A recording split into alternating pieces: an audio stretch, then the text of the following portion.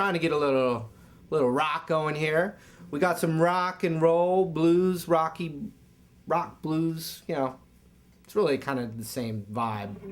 A lot of the same licks, maybe different attitude, really.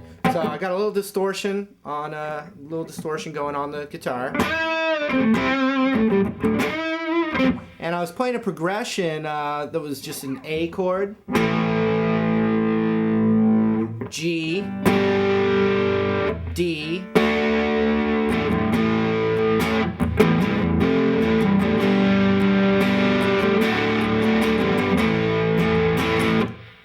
so that, you know, it's good little rock, you know, little rock movement there, to just show you kind of one of those, you know, it's a rite of passage lick. I think that's a good way to describe it. It's one of those licks that, you know, as a guitar player, it's just kind of common knowledge lick, or what's the right term? It's one of those must know licks. Yeah, must know lick, right? So it sounds like this. I'll just play it for you.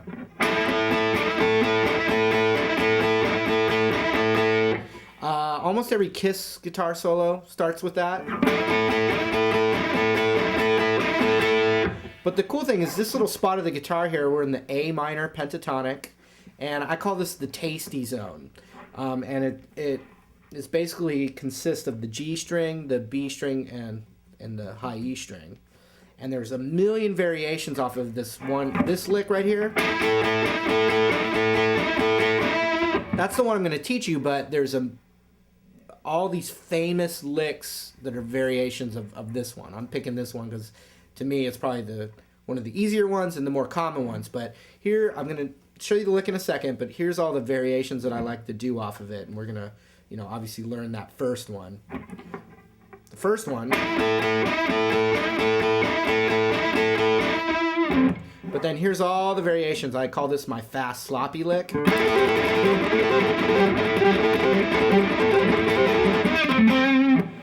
Which is based off the same thing. And then you could do more blues style, like.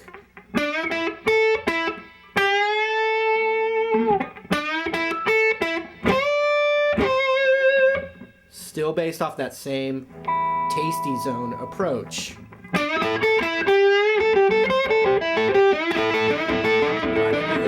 Right into the thing.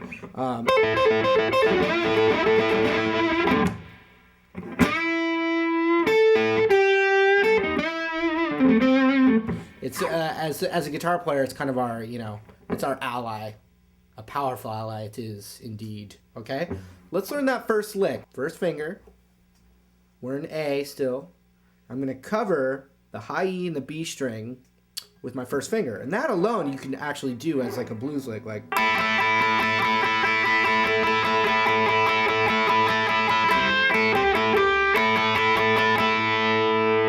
So that's cool to know, or a slide into it, like.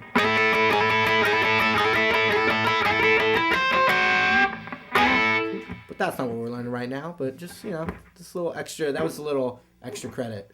Okay, so that's covered.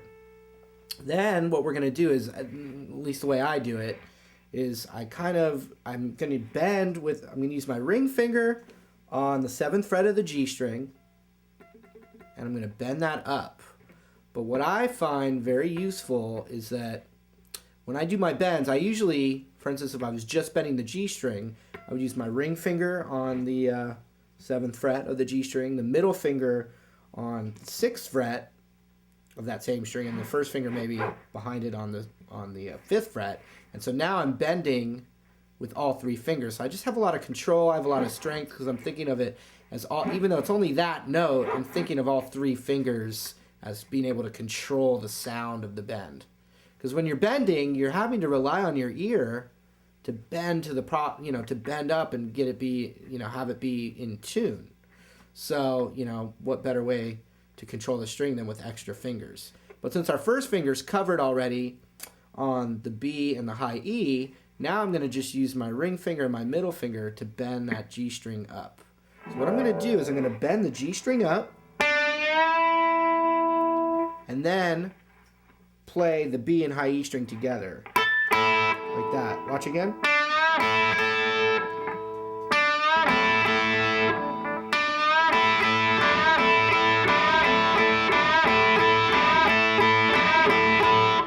Watch it really slow.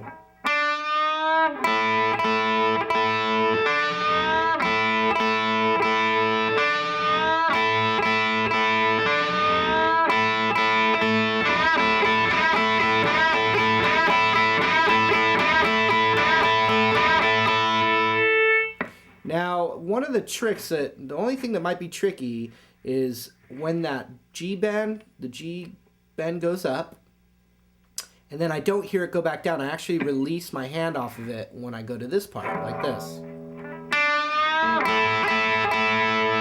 See that? So, the only thing I can say is that my first finger is just far enough over that it's kind of muting that G string when my hand comes off. But I gotta tell you, I didn't, sit and learn it and practice it that way. I just dug in, man. I just started jamming out because it was one of the first cool sounding lick. One of the first things I learned that I could actually make sound cool. So don't worry, about that right now. Just dig into the lick.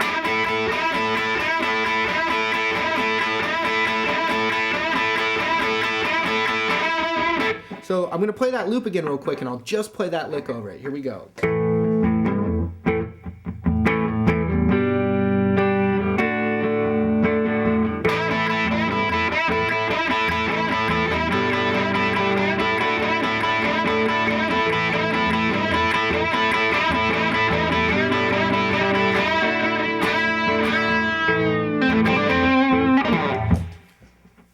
It's a nice, thick, monstrous lick there.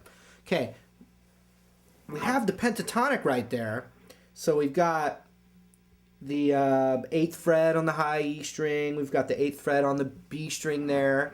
So those are little things that you can do once you get comfortable with the lick. You can just add those, like...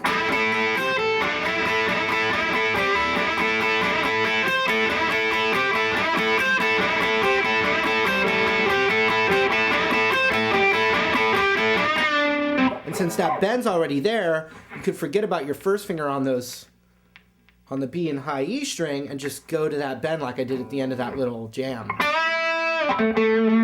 After I kind of extended that out. So, like...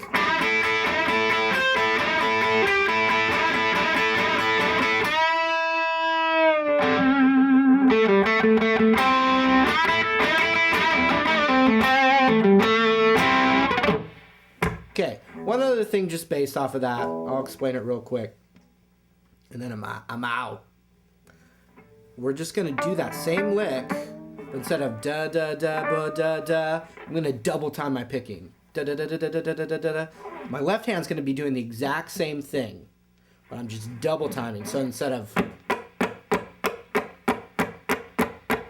I'm gonna get a little loose with my wrist and go as I do the lick.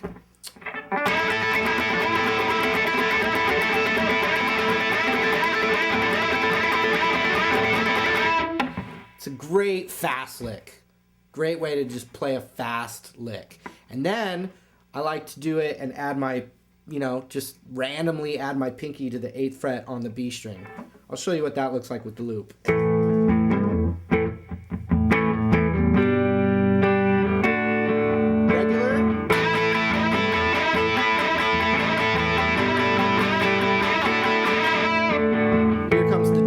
Time. See if I can do it.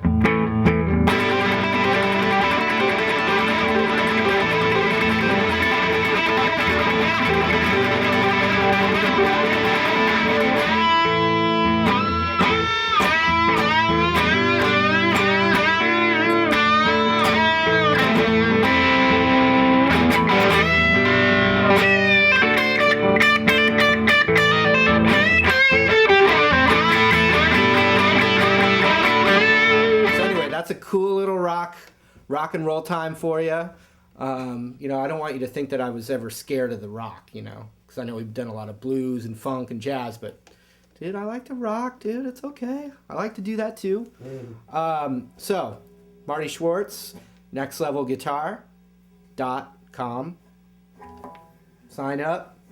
Jam track, dude. You definitely on nextlevel.com. You're gonna find jam tracks where you can work this lick out till the cows come home. I never knew what that meant, but anyway, we'll see you on the next lesson. I'll be around. I'll be waiting right here. All you got to do is click. I'll be right here. I'm waiting right now for the next one.